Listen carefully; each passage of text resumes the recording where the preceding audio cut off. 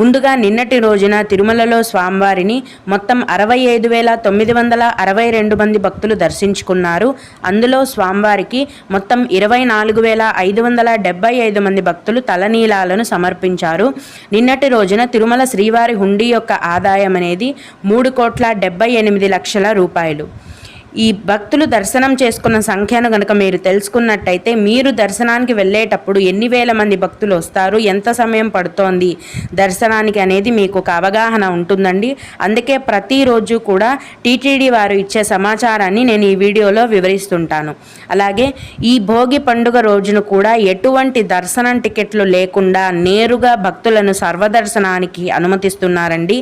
ఇలా టికెట్స్ లేకుండా నేరుగా వెళ్ళే దర్శనానికి 8 గంటల సమయం అనేది పడుతోంది. అలాగే ప్రతిరోజు తిరుపతిలో ఇచ్చే సర్వదర్శనం టోకెన్లను తీసుకొని దర్శనానికి వెళ్ళే వారికి దర్శనానికి